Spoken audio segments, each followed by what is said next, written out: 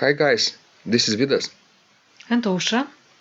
Let's start episode 165 of Ask Vidas and Ausra podcast. This question was sent by David, and he asks, in the US, we are taught to play pedal using both feet, including toes and heels of both feet. Would it be correct in thinking that in most of Europe, most of the pedaling is done only with toes? What do you think, Ausra? Well, it does not, depend on the country that you are in, either US or Europe.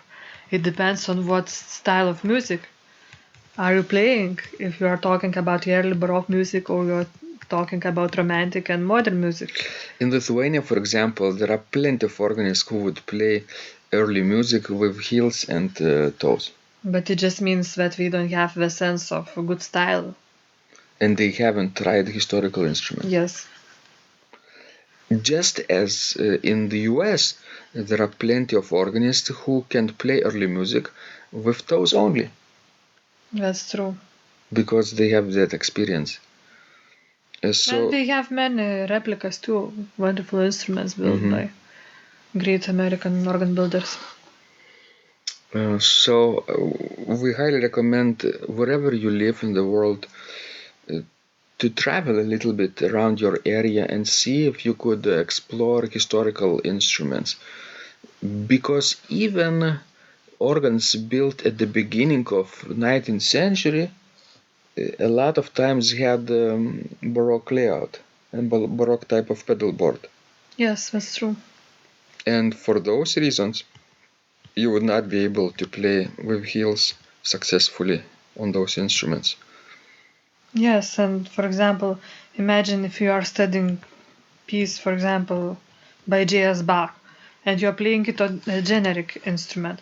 Of course, you could use both, heels and toes, but think maybe someday you will get chance to travel and to play it on a historical instrument.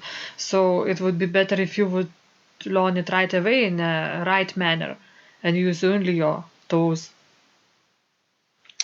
And for example, if you are working on romantic piece, it means that if you will get a chance to play on 17th or 18th century instrument, you will not play that particular piece because it will not fit for that instrument.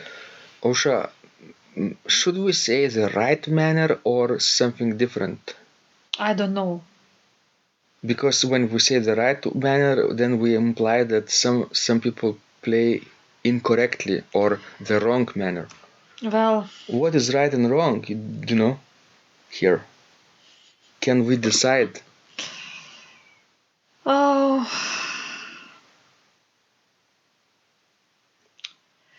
it's basically how would you differ what is ketchup and what is tomato sauce? Are we the same or we are different? In some people's mind, they are the same. But we are different. How? Well, we are different in the way we are made up. Our taste is different.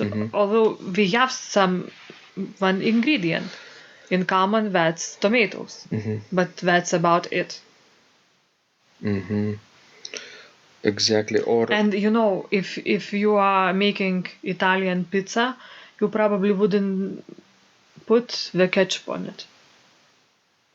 But if you don't know the tradition, you would put ketchup and you would say, "Oh, what a lovely pizza." Well, yes, but would it be stylistically correct? I don't know. It's up to you to decide. Stylistically correct pizza. Great question. Remember the first time we tried to eat pizza?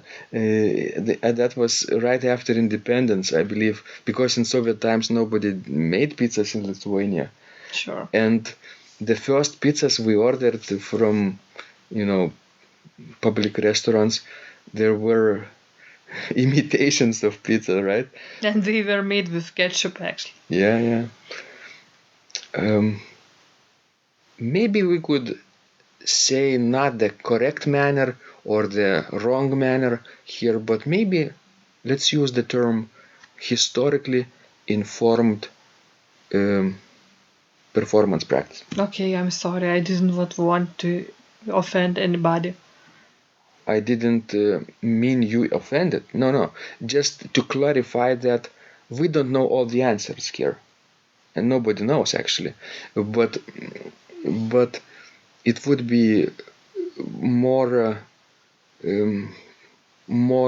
I think better to say historically informed performance practice, because then a person can choose whether he likes or not But that practice. I'm talking from my experience because I studied for 6 years in Lithuanian Academy of Music. And I was taught some things good and some things not that good. But historically, I don't think that way of playing music was correct way or right way. And when I went to study abroad, I traveled quite a lot. I tried historical instruments. I tried replicas. I worked with Dr. Reuter Finstra, and went with George Ritchie, and of course I took many master classes with people like Harald Vogel and Bill Porter, Hans Davidson, and I could just go on and naming them all. Olivier Letrie, for example. And it sort of broadened my perspective, and I relearned to play the organ, trying to do everything historically right, because actually the Historically informed way. informed way, yes, because if you sit down on the historical instrument and you would just apply what I have learned in Lithuanian Academy of Music, I would be screwed up. I could not play anything.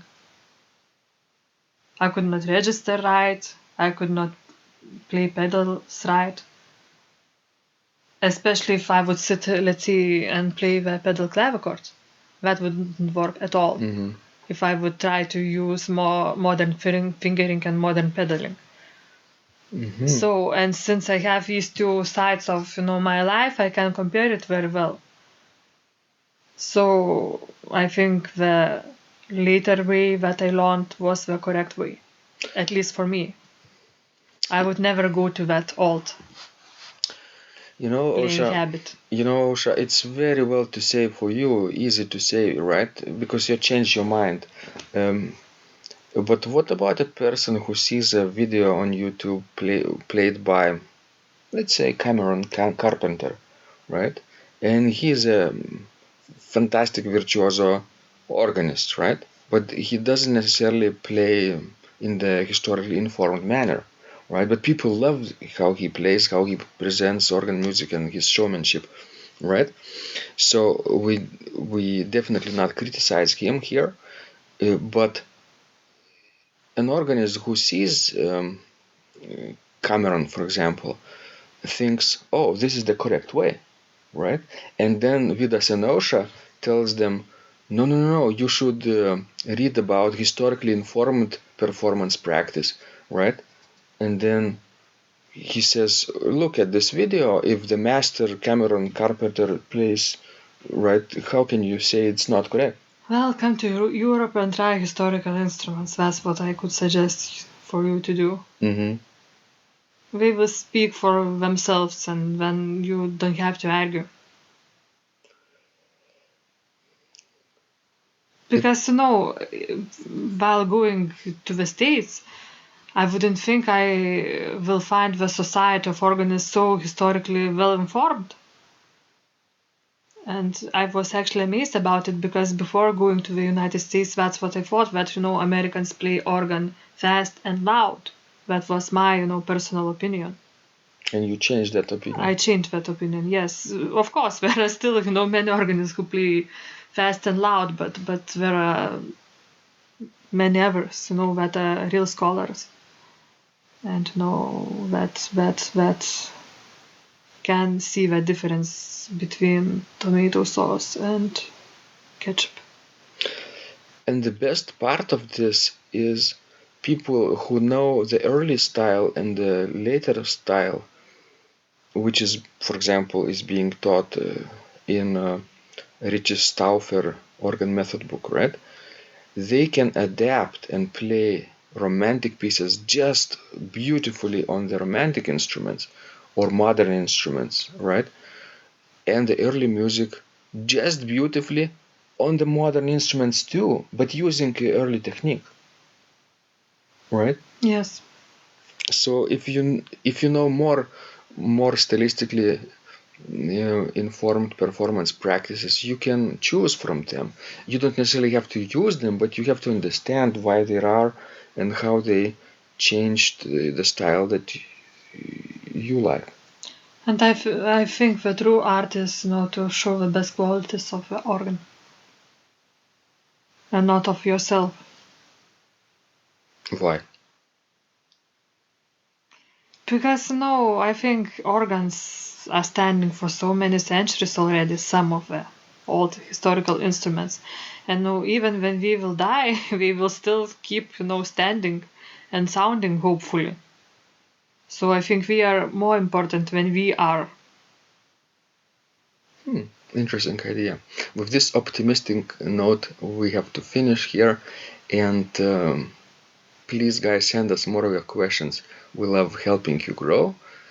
And Osha and I are hoping that this was useful to you in at least raising the questions, right? Not necessarily we have all the answers, but maybe we could elevate the discussion and tell us what you think, right? Send us your opinion.